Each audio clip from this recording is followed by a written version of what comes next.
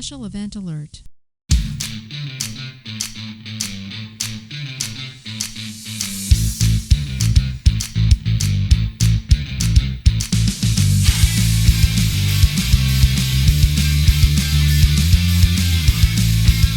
Get off your back and grab your cack, or else you will be late for changeover, your weekly space news and variety show. I'm your host, Marty Smith, and I'm joined by Mr. History, Eric Perrott. What's up, Got troops? cups to prove it. I did. I had my cup of tea today. Nice. Nice. We got to get new cups. Yeah. And our man in the closet, Jake Wall. It's going to be one full year of different flannels, just for you know who. Just Different colors. I like it. Maybe you should get a Now I'm bulk going to out actually that have to matches keep with track of that. That's a lot of Bulk out. flannels, man. That's a lot of flannels. That's only 50 something. We're good. Yeah. We're here to bring you the latest headlines and updates pertinent to all Guardians and to the other lesser branches as well. So take your seats, get informed, and have a laugh because Late for Changeover is rocking it from the mountain to the space coast. Rocking it. That's too funny. Cheesy. I love it. I was reading an article about Vandenberg and how Vandenberg's offering up a new slick out there for SpaceX or for any other who wanted to launch heavies out of the West Coast. But they called it something else because the Space Coast is out here, but they called it something else, space something. And I was like, oh, maybe we should do the intro for that space thing to the Space Coast. But I was like, nope, we're just doing it from the mountain. Yeah, like we, it's- we have representatives at the mountain and the The space. mountain. And So the like it's mountain was new. the starting point of this wonderful show. Yeah. Come on, man. People do ask me, they're like, Start. that who have listened to that one part when we were talking about NORAD. And they're like, really? There's nothing in the mountain? I was like, there ain't nothing in the mountain anymore, man. Not even tracking NORAD's not even in the mountain. That's Well, as far as we know, there might be something. oh yeah, that could be the Venezuelan planning cell over in the mountains. So you never know. Oh, yeah. Could look like the Dune movie with just water. It's a water reservoir. What do you remember from the mountain whenever you toured it? I remember the shock absorbers. That's about the only thing I That remember was out of kind the of cool. mountain. Yep. Yeah. And was that the they were biggest all thing. trailers connected throughout the wall. Yep. It wasn't Oh, a solid yeah, building. right, They were right. trailers. Right. Yeah. It was Yeah, you'd have to- compartmentalized, yeah. You'd have to mind the gap as you were Yep. walking in there. Stepping over. Yeah. But you got the mountain in war games with those security forces and ascots. So There you go. yeah, that Let's was not looking pick good. on me again. I just can't handle it. Right? Those ascots are nice, though. Honestly. That's sharp. That's They sharp. were sharp.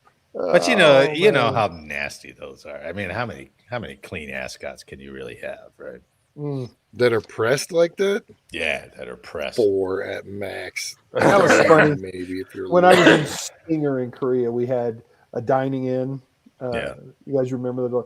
And Sure, they made yeah. us wear a red ascot with a little Stinger emblem on the front. I was like, this is so fucking cheesy. That's looking pretty sharp. Yeah, because it wasn't even in a blues. It was the red hooked up with our greens. Oh, really? Yeah. Oh, just I mean, the the old greens. permanent press. The permanent press. Yeah. That's still Or that's the pretty cool. camouflage one. Yeah. No, this was permanent press. The, Just the solid. all green. green. Well, Eric got to wear ascots. Jake and I got to wear scarves for Oh, the scarf was Wild. nice. the scarf was Yeah. nice. I still have my scarf. Make I your wore it neck my last sweat. 4 years in the IG team. We had the IG on it. I had a scarf. Oh, Yeah. I got a scarf. Ours were more like cheesy bow ties. kind of. Like- Yeah. Yeah. And it just kind of it wasn't really something that was enforced. Mm. Sometimes Man. it was, but you had it like normally you had it. And it just would kinda fall tuck down in. below your collar. Yeah. You know. And then but it wasn't really an essential uniform element. So I don't think the officers had a lot of smoke to bring to it. Like, where's your scarf? Like What was on yours? What was on It your depended on your squadrons? squadron. Yeah, squadron. every unit had it. Yeah, so normally it was like a mission and then the squadron mission and squadron patch. Okay. Um, Mine had just IG written on it, yeah, all the way down the side, black and red. just in case you forgot. Oh, yeah. And it had IG sideways, and then at the bottom it had FU. Really, it was like, Above the people. Pull it out, baby. That's what it said. above the people. Better than you. Better on my list. Exactly. Better That's than what you. it said. Better than you. Well, let's get to some news of this new year, shall we? Boy, did we kick off this new year like a mother scratcher, right? Yeah, I'll tell you what. So, from Aerospace Forces magazine, let's talk about Operation Absolute Resolve.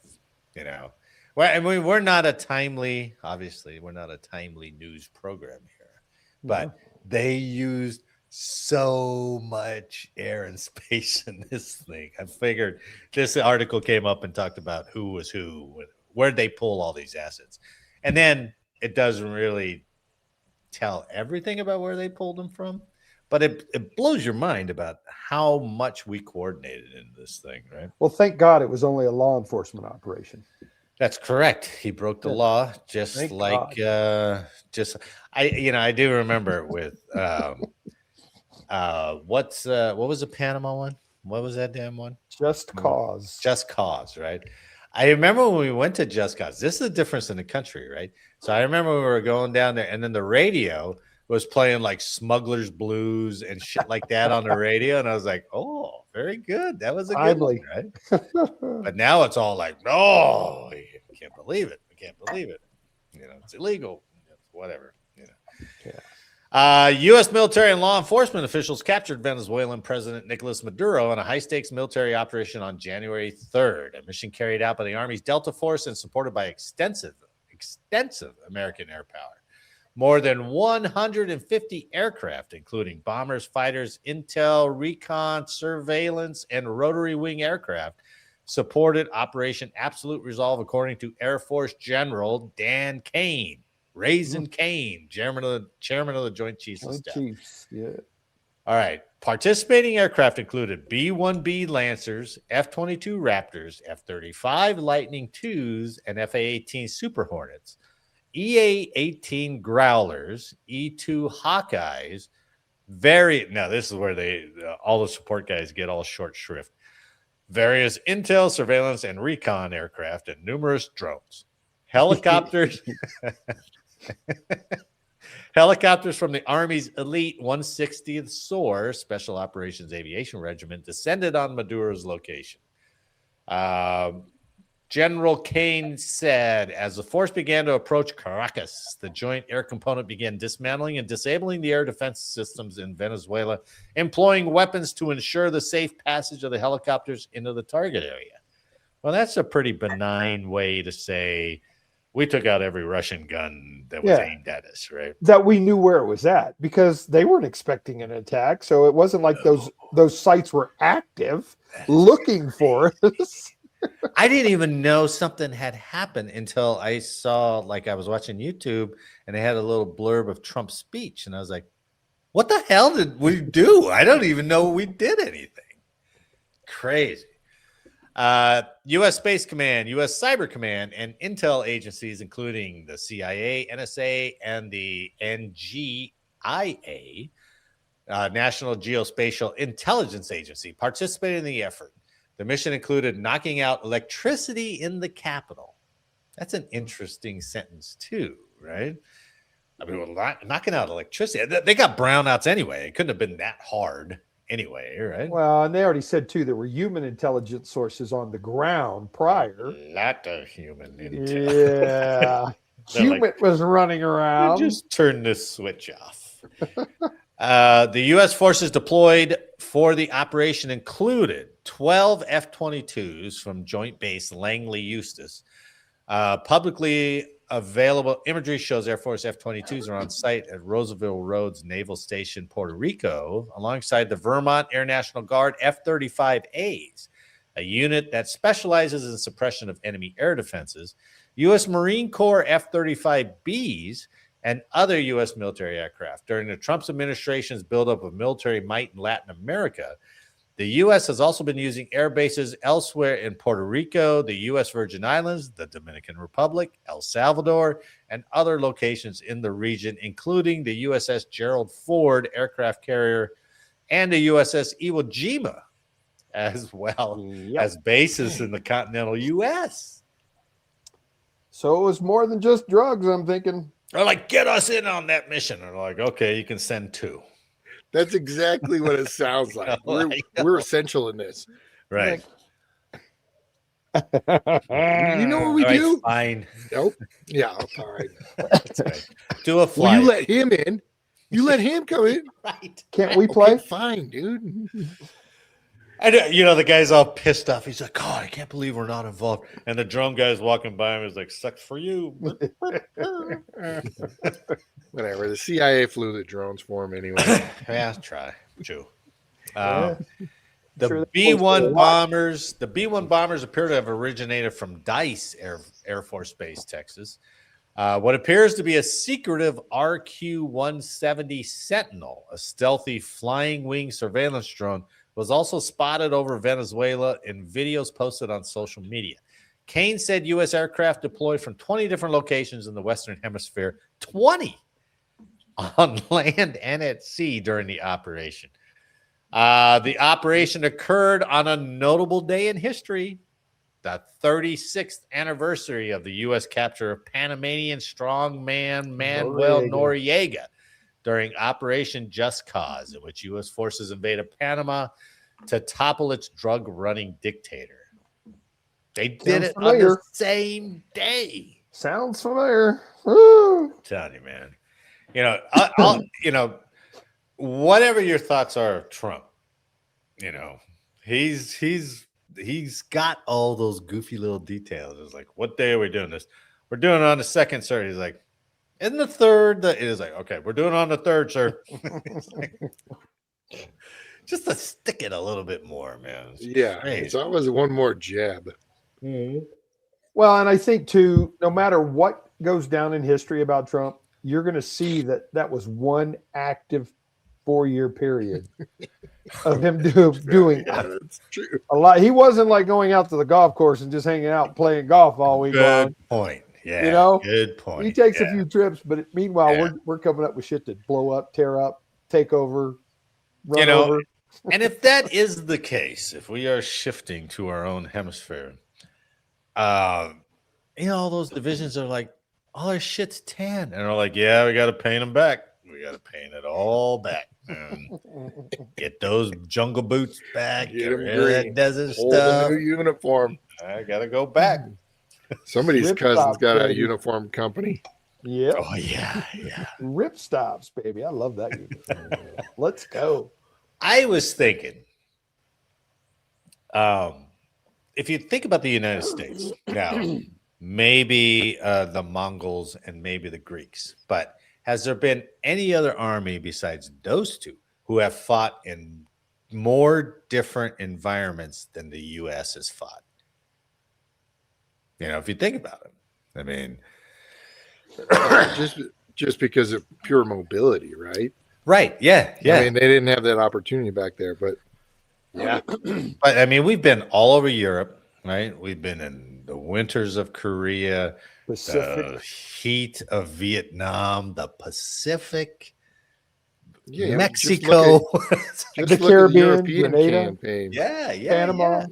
Yeah. European campaign had Arctic and then like forest and Norway. North Africa. Right. Yeah. Right. So you had I three forgot different North Africa. uniforms just in one campaign. Yeah. You know, just in World War II. Yeah. World War II is just like, wear your greens. That's all I we got. covered it. Yeah, but we had camouflage for 3 different regions. That's true. Yeah. Right. Because the Marines had a different look. And then, the winter, whatever. I don't know. Did we have the whites like the Germans did? The Snow Whites? Not in any of the movies that I ever saw. No, I think they had something like that. I do.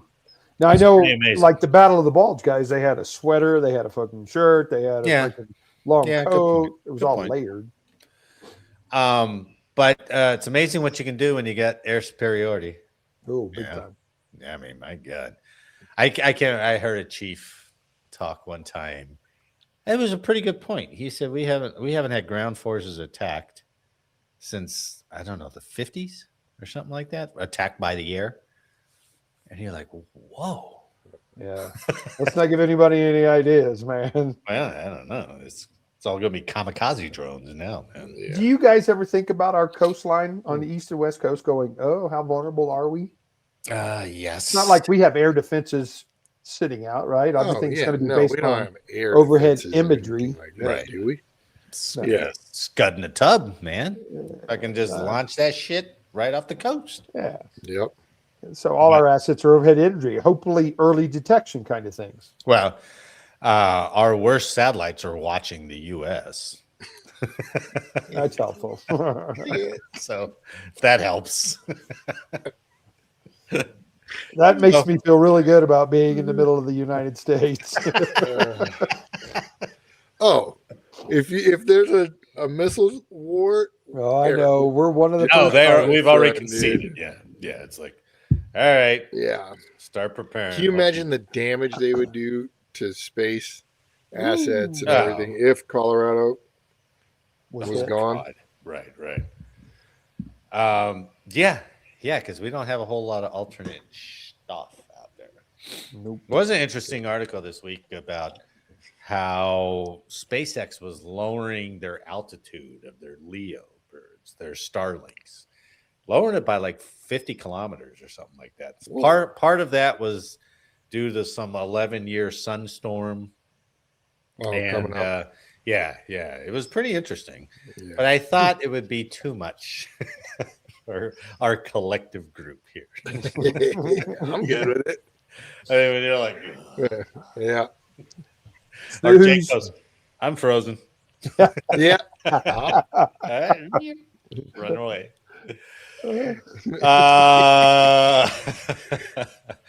All right, moving on. Since it's the beginning of the new year, and since it seems like every service wants to redo their fit test, this story comes from military.com about how body composition is going to change. So here we go again. yeah, kind of, but this might be a good thing. Yeah. Military.com. Eric's already done. Are you freaking kidding me, man? How many times are we going to do this, man? This is an easy one. And Gee, it hurts my head. Waist to height ratio is now the central to military body composition standards. So we're getting away from the 1950s charts, basically. BMI. Yeah, if your waist is bigger than your head, you're fat. You know, it's that kind of ignorant thinking, Eric, that doesn't push us forward. That's why. No, that's true. I'm sorry. Let me apologize now to everybody who has a big waist. Or a small head. You son of a bitch. Yeah. Well, you two, it doesn't Sit apply. right You're here, good. Eric. Your heads are Sit still right big here. as mine. Come on. There's a reason it's from here up. It's a full pair right now.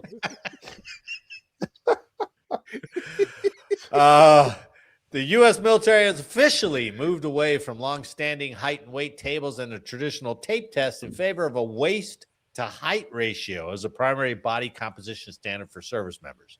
This change, reflected in new guidance sent out at the end of 2025, represents a significant shift in how the armed forces assesses physical readiness, aligning more closely with health-based metrics and modern fitness science.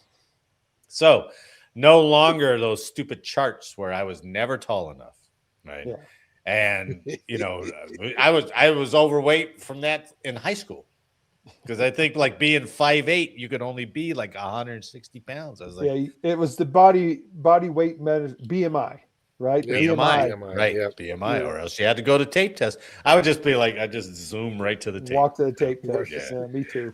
And What about the back in the day those short guys that were like kegs and had no neck? There was like dudes at the Right. gym that would just work out freaking neck basically just so they would right. Neck would be wider. yeah, 25, 35. But that's what you wanted. You wanted the big neck because that got Right, you that's- over. It was the That's why he skinny was neck working it all the that time. effed you. Yeah, right. All those Ah. short powerlifting guys are looking powerlifting guys are like, Bridging again. Too well, it much. must be PT test season. Are you Guamanian? It's like, no, I've just been working on my neck. Yeah, just earlobes are tipped up. Actually, Yeah. you can't hear half the stuff. For decades, each branch of U.S. military used height and weight screening, followed by an abdominal circumference tape test. When individuals exceeded weight limits, that two-step approach frequently drew criticism because it often failed to distinguish between lean muscle and excess body fat, creating situations in which physically fit service members, some physically fit service members, were flagged simply because of their size. With the change now rolling out, the waist to height ratio replaces those legacy measures as the primary method for gauging body composition and, by extension, compliance with physical readiness standards. So how does it work? Rather than comparing a service member's weight to a height-based chart, the new method divides waist circumference by height using the same unit of measurements for both. Waist by your height. Yes. I'm going to do that right now. Or I'll show you in a second. The Air Force, which previously incorporated waist-based measurements into its fitness scoring system, has emphasized body composition metrics that better correlate with health and readiness rather than simple weight designation. Hold on a second. All right, check this out. This is a page that you can go to for the Air Force, right? So, Eric, back in your prime, how tall are you? 6 foot. Well, give me, God damn it. 72. What do you want? 72 inches? Inches. All right, 6 foot. Right? Yep. What was your waist? Back then, Yeah. probably a 34. Bullshit. Yeah, dude, come on, man. Marty, bullshit. All right, Just let's make go. up your own numbers then, Marty. Yeah, give me a 36. Do you I'll see give that? you- Do you see that on the results side? So you're in the green. Your risk Oh. assessment scale is meeting standard. So give me What? 36 and let me see if I still meet it. Change that 34. No, yeah, you probably will. We should go. Okay, let's try. You should. You're good on Let's try 36. 40. Oh, no. 40, you're in trouble. I don't have a 40-inch waist. But if you did, you would be not meeting the standard. Okay. Right? But It it's would be not in waist. It's high around your risk. belly button. That's the waist. Remember What's when this they were waist measuring circumference? waist? Oh God! that Yeah, was but so the location of your waist right was right. 2 fingers above your hip bone. Yeah, So your they hip would bone. find your hip Right. bone and then Oh, they'd go so up. that's a And it man's literally was like around our belly buttons. Yeah, your entire right. spare Like- tire, man. None of us will make it. And that's You you're couldn't like, win. I don't have a 4. I was like, And then the it way was they're like, measuring it, I got a oh, 40. Like, you're pulling And that maybe tape some too more. tight. I can see the indentions. You got to loosen that tape up. And you're like, oh my God. they had some tapes with that spring on it, where it would expand and be green, and then if you go too far, it's red. You're like, ah. I see, because all us men carry a freaking love handle. Of Dude, course. it's gonna right. make they were your waist doing wider. it square around the bacon. Oh, geez. So man. you could go to this website over by the Air Force and see in a minute if you're going to be good to go or not, right? But they also say that that the women are going to abide by this same test too. Well, women will pass it all goddamn day because that's not where they carry the weight. Yeah, Right? their weights in their butts most of the time. Butt and Yeah, legs. it's around their hips, right? Yeah. So, but it's all part of that going to, especially with the combat stuff, they're going to one test for males and females. So, Well, we'll see how long this lasts. I'm thinking this might be racist towards. Towards This is not gonna be. This is not gonna be fair. to men or women. The waist to height. finish For the that ladies. thought. They'll love I it. see. They'll where love you're it. Certain Yeah. ethnicities are known for having thicker. going. That's what I'm going. All right, here's some science for you. It's good. It The doesn't what- apply to us. Waist to height ratio focuses on central adiposity, which medical research consistently links to cardiovascular and metabolic risk. adiposity, adiposity. Defense officials, I see you both scrambling to look this up. Yeah, I'm like, I don't know what that is. Defense officials have I gave cited up. the stronger correlation as a central reason for the policy change, arguing that body composition standards should reflect real health indicators rather than blunt numerical proxies. Okay, so there's been some criticism that says this isn't a great indicator of health, and the military has come back and said, look, this is just a sign. If you're in the danger, then we refer you, and then blah blah blah. We're not gonna say you're a fail just because you come up into the red. So that's what they say now. Yeah, well, We'll see 5 years. They gotta leave a little leeway, because you got a guy We'll probably replace in the this red 5 years. who can Yeah. run, Right. do Right. anything 3 times better than the guy in the green. Oh, I knew guys with bellies who could outrun me. Yeah. So And it's just, they're just like that cartoon character. I don't know. They're perfectly balanced the way Yeah. they run. It I was don't a controlled fall for a mile and a half. As soon as the momentum got going, it's just You just got to move those legs fast Just enough. That's all It's you like had an to do. orbit. It's They like an gotta leave orbit. some You're going to gray keep area. going. You're going to keep Yeah. falling. gotta have gray area. I guess I ran into an article Yeah. too. The Air Force is going to take 2 tests a year, but members can choose to do. They're going to a 2-mile run now, and they can choose to do a 2-mile run on both, or you can choose to do it on one. But then you got to do this an exercise that they call the HAMR, the hammer, which is like shuttle runs and some other short stuff. So I thought that was Oh. the new standard, that hammer thing. Lifting don't the know. ammo can and dragging a bag. That's and- for our Marines. The Marines have the 2 PT tests.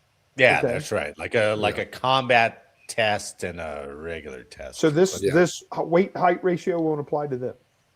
No, it will. I think that's all part of the fitness thing. Oh, that's their initial Yeah, assessment. this is the body composition part Yeah, okay. that goes along with it. With the So PT yeah. a new BMI, if you will. Okay. Right.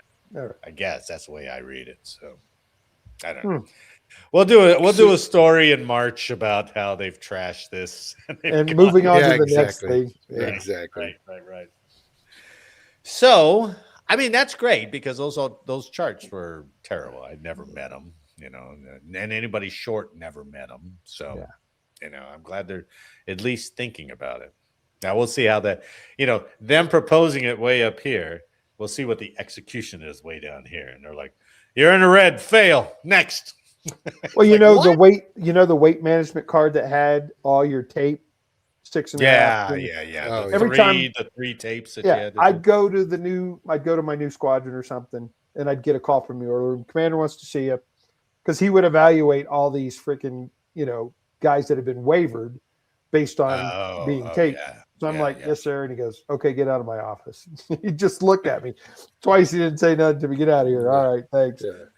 Well, and for the most part, yeah, you can do that. But they've gone to so many. We talked about the bike tests a long time ago. If you're in Yeah. shape, you can't pass the bike test. It's so dumb. Yeah. It's so dumb. I still want to go back to Jake's and I's fit test that we thought up, where you had to park in a parking lot, get out of your car, get through the turnstile, run the quarter mile, badge 3 times, and get to your console in an acceptable amount. You're like, you Appropriate fit? time? Yep, Yeah. he made it. 10 minutes. No, you were late for changeover. Exactly. Very good, Eric. Because I failed my fit test. That was perfect. Okay, let's go to the story I found on We Are the Mighty. All right, Ooh. I think it was posted a long time ago, but they updated it. So the Black Hawk Down movie talks about Gary Gordon and Randy Shugart, right? The 2 guys they inserted to go help, try to help.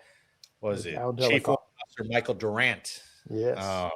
And they both got killed, and they both posthumously won the Medal of Honor. But did you know that there was a 3rd sniper that didn't go on the ground, but he was with that group too? I did not know that. I was not So, aware.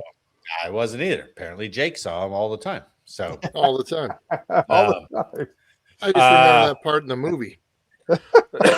And I wonder if he was the sniper. I have to go back and look at it because that's very good because it talks about this third sniper. So, all right, let me read you this.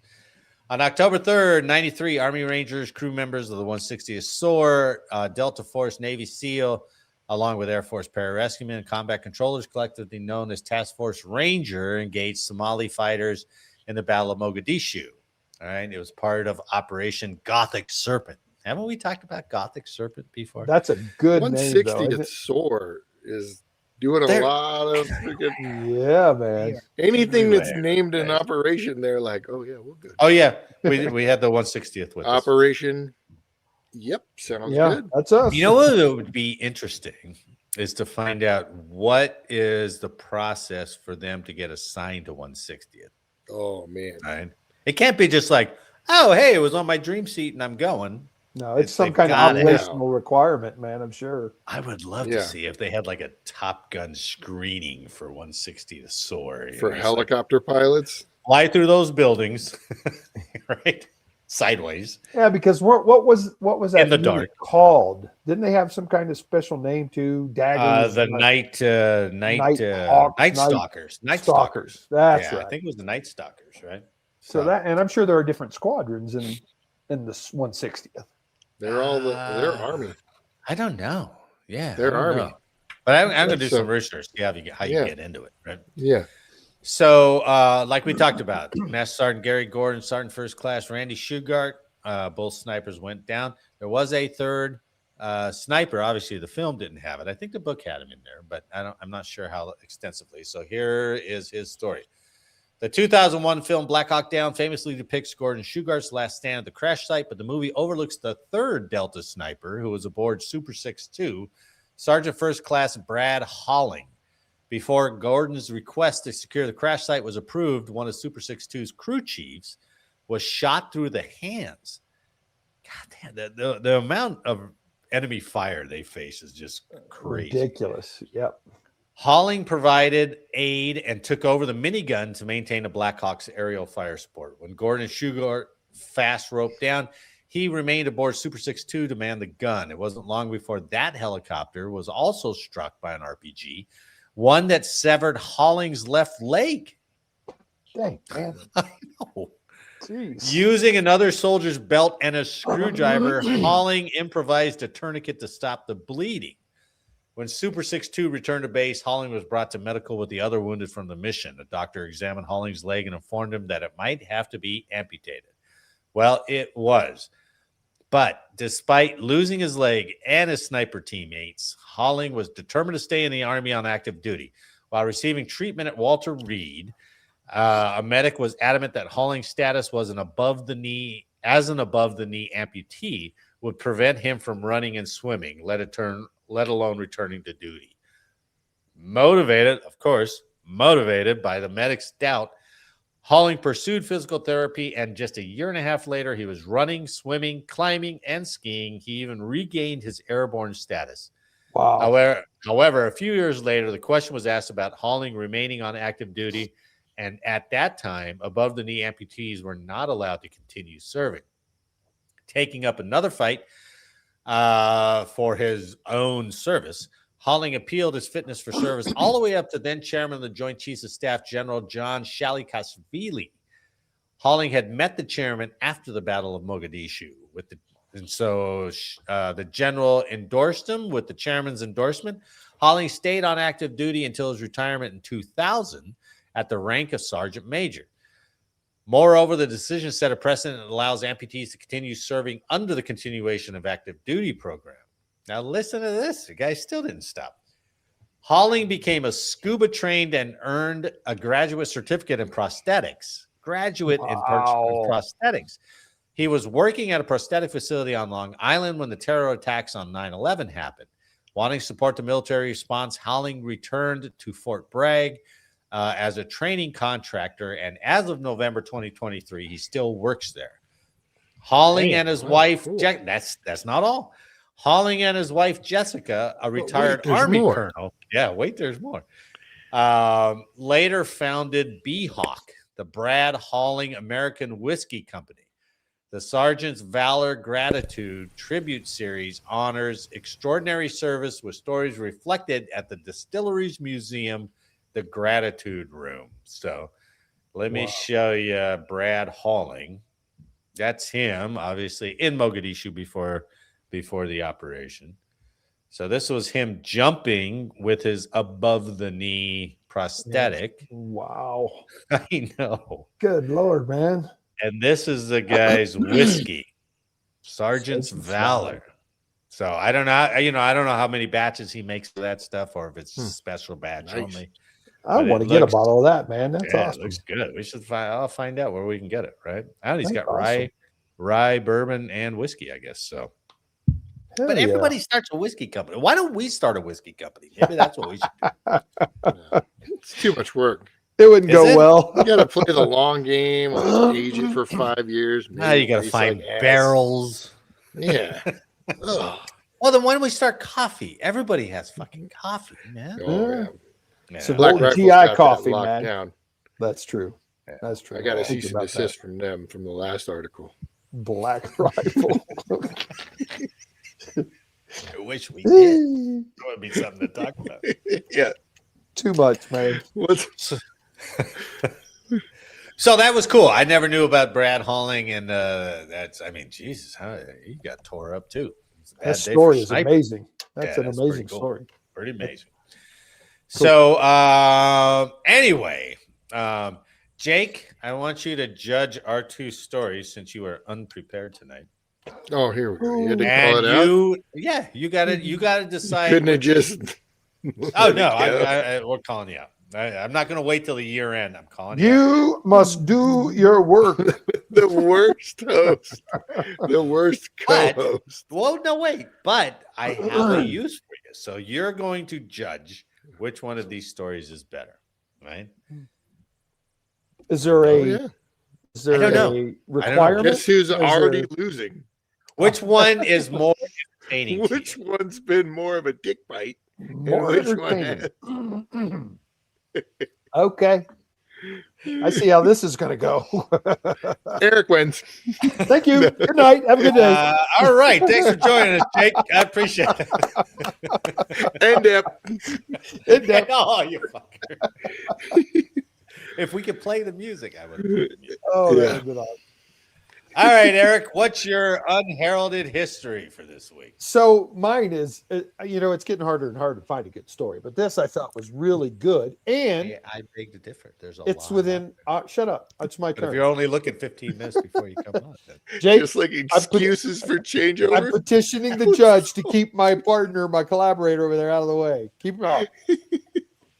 So this was in 83, which is really cool because I had no idea this was going on, and I'm sure it'll surprise you a little bit.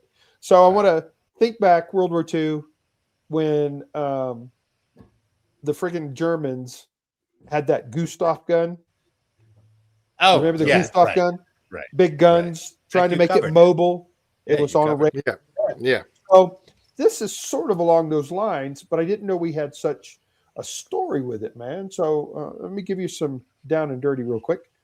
The Cuban Missile Crisis was 2 decades in the rear view, but in the early 1980s, Cold War tension between the United States and Soviet Union remained feverishly high. Feverishly high. In particular, 1983 served as a dangerous flashpoint, with the distrust and paranoia between the East and West amped up after the Soviets shot down Korean Airlines Flight 007. Remember that? Oh, yeah. Good one. Yeah, nearly misinterpreted a NATO exercise simulating a nuclear attack for the real thing. Yeah. That year also saw the Air Force successfully flight test the Peacekeeper intercontinental ballistic missile. For the first time, as a Defense Department sought to develop a mobile ICBM system. So how many parades in Russia have you seen where they've got their ballistic missiles on the back of trucks? And right down every one of them. I've never seen one without them. You always know from the intel pictures, if they have white walls, it's China or North Korea. Oh, good. Yeah, that's right. Dude, they got the white walls are looking sharp. So the Department of Defense said, guys, we need to do better. If there is one nuclear strike on, a couple of our bases, you could basically lose your entire nuclear warhead arsenal, right? Yeah. So the Air Force Strategic Air Command, which largely oversaw the bombing capability of America's nuclear weapons from 46 until 92, had been trying to implement a mobile ICBM missile system since 71, but struggled to reach a consensus on what that would look like. Finally, President Ronald Reagan, who had labeled the Soviet Union the evil empire during a March 83 speech, issued a national security directive on 19 December 1986 to develop the Peacekeeper Rail Garrison program. No, rail garrison. Right? Never heard of it. So according to a 1992 assessment of the project by Air Force Lieutenant Colonel Terrence Crossy, 25 of the military service trains would hold two 71-foot peacekeepers apiece, Good night. totaling 50 missiles overall, with another 50 missiles designated for Minuteman silos. These trains would be located at the program's main operating base, F.E. Warren Air Force Base, and garrisons at 6 other bases dispersed onto the U.S. rail network. That's crazy. Only implemented when the strategic alert level hit a certain point. Holy cow. Think about that. So we're gonna make it all mobile on trains. But not special tracks just for them. No, we're using everyone's We track. take Everything. the tracks over. Yep. Dibs. So under those circumstances, the trains will travel over thousands of miles of the country's commercial railways, an impressive figure, but a fraction of more than 200,000 miles of track at the time. Along with peacekeeper weapons not being concentrated at one site, that mobility would increase the chances exponentially of the stockpile surviving a single strike by the Russians. Well, yeah. Even this ICBM standards, the peacekeepers were extremely powerful. They were the most advanced and accurate ICBMs in America's arsenal during the Cold War. While the Minuteman III, the missiles that were supposed to replace them, ultimately did not carry 2 or 3 warheads. So the Peacekeeper could be fitted with 10 or 12, thus allowing it to strike more targets, some as far as 7,000 miles away. I'm amazed at what that did. So, despite the progress of the missiles themselves, opinions about the Rail Garrison project were decidedly mixed among Department of Defense officials and in Congress. Through the years, myriad basing options had been considered, including placing the peacekeepers in submarines or on jets. Yeah, not surprisingly, a consensus was hard to achieve in that climate, and as a result, the train-based deployment system never fully received the complete backing of the powers that be. The issue was overly optimistic target dates, the project clashing with other military initiatives as the federal government moved to modernize the armed forces, survivability concerns. But like so many other things in life, money was the prime concern. Now listen to this. Not counting the missiles, the Government Accountability Office estimated the price tag of the rail garrison movement as $7.4 billion, roughly $18.4 billion in today's dollar. Good night. Right? The expense That's a certainly hard gave Congress sell. pause. Yeah, it did work. In what Crossy, the Air Force Lieutenant Colonel, described as the first death blow to the program, lawmakers declined to fund the construction of updated facilities at Warren Air Force Base in September of '89. Congress also trimmed financing for research and development for fiscal years '89 through '91, and that came to the demise of the railway system. But if you think about that, even today, that's got to be a concern. Well, yeah. Because you have stationary freaking launches, right? You don't have anything mobile. Well, did they ever say? We had our subs. Our subs are out that's true. almost all the time. That's true. That's And the only that's thing. like, Yeah. They can be But positioned everywhere. All right, 2 questions. Were they fireable off the train? That is my understanding. They So were fireable. So you had some kind of mobile launcher on there too, I guess. Yeah. So you got public transport rails. You're holding up an Amtrak behind you, and they're like, "Hold on, guys, we got a fire mission." No, dude, that track is going to be done after that launch.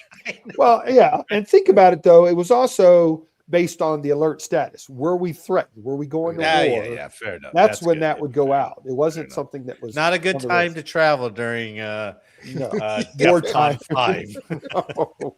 I wonder if like they cancel Amtrak and like they just ground Oh, everything. Stand it down. Just Stand it on down. Well, I mean, if pass. Yeah, exactly. But I mean, if we go to that level in the Gotta U.S., You'd have to, right? just I to think clear so. airspace and do all that, Yeah. they would take over. I So think was this too. the MX program, or is that something different? The MX MX program. missile program, right? Wasn't it called MX? Yeah, this was the Peacekeeper, basically All right. designed specifically for the Peacekeeper, because the Wasn't it- Minutemen was supposed to take over and it didn't.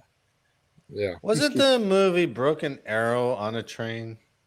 Weren't they on a No, that train was, for Broken Arrow? That was a warhead, That was that a was a- what? a warhead being transported. On a train. Oh. Yeah, but not the entire freaking launch Well, system. I'm missile, just all right. just a It's warhead. God, I wish we could react to that movie. That would be awesome. If I could figure out Yeah, how to edit it, that would exactly. be so fun. Again, to me, this makes total sense, though. Wouldn't we have backup plans to have a mobile system so all your silos weren't targeted at once? Well, sure. Right. They're all Certainly targeted makes now. sense to me. Yeah, Yeah. of course. Yeah, Yeah. have been. All right, Eric. Nice try. But you guys are gonna love this one, right? My unheralded history. I actually found it on Task and Purpose. I ran into it, so you should read that. Read that website. It's probably not true, Jake. It's a faulty So story.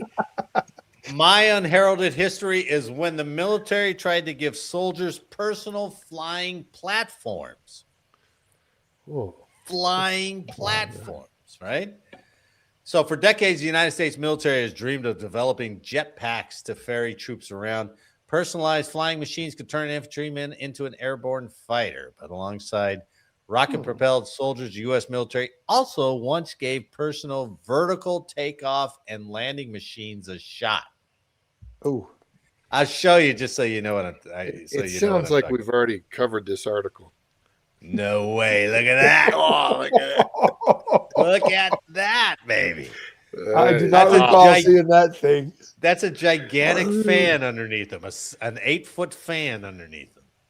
Is that a real private or is that like Yes. a mannequin? Yeah, they It flew looks and like a they mannequin. worked. It looks like one of the little green soldiers, No, man. Exactly.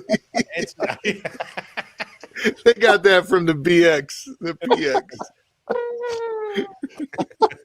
Or they got it from Dragon Man's museum. oh, they probably do. Dragon Man probably has one of those. Yep. No, this was legit, right?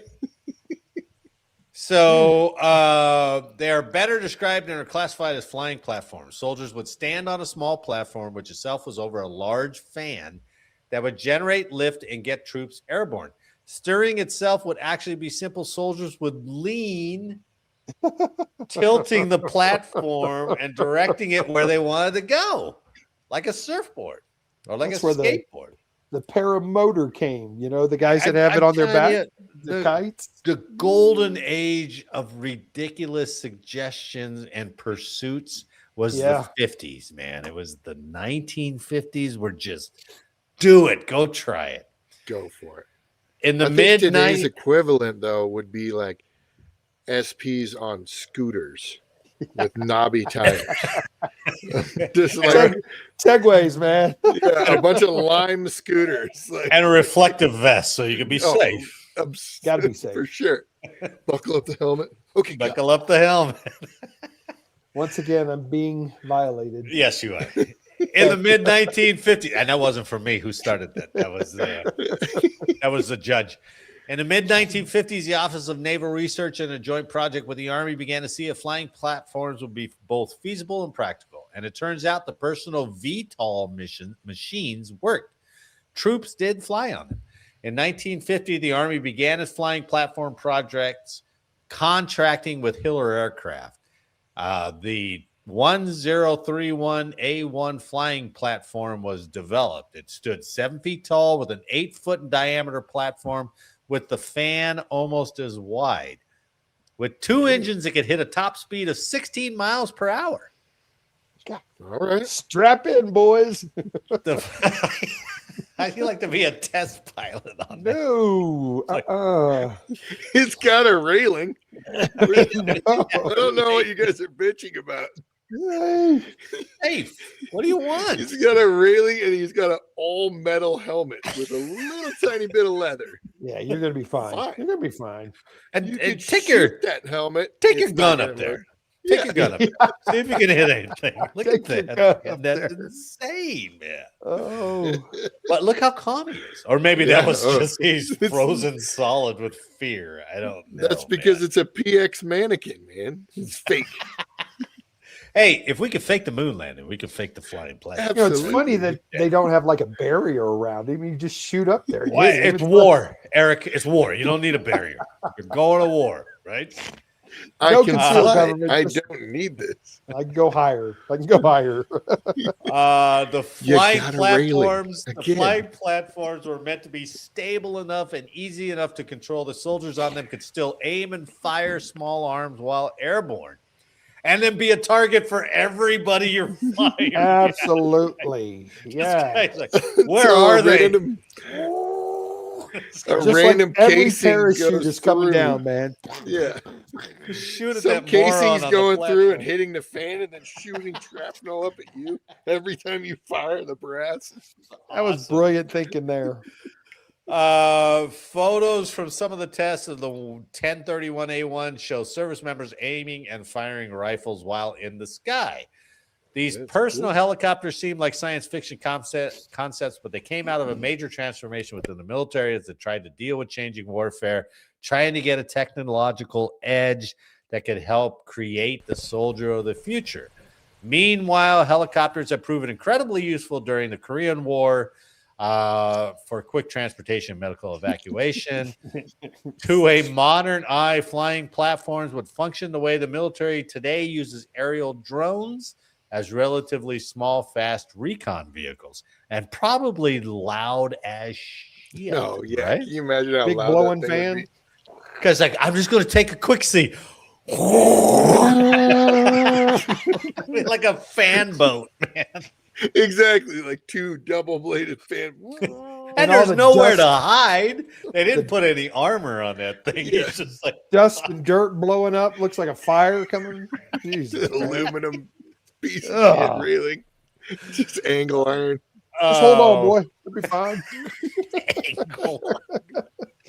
Or else he's like, this is so cool. Yeah. We can He's the destroy idiot. all of Germany with this.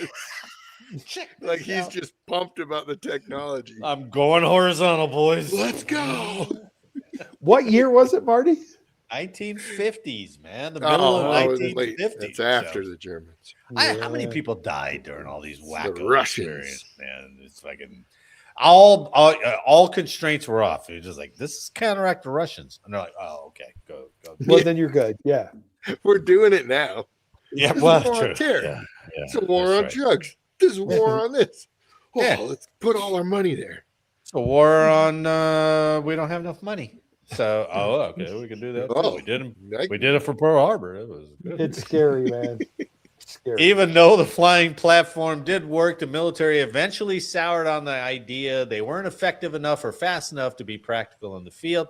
The military stuck with larger helicopters, which would become more central to military transport. These 1950s inventions were useful, however. The Smithsonian Institute noted that they were a major step forward in VTOL research. There you go. Gentlemen, that's my unheralded history. Just a balloon that went from the ground up. Flying platforms, baby. Balloon. Don't Yeah, let me belittle. see that. flying Let me platforms. see that picture again, Marty. The little green army dude.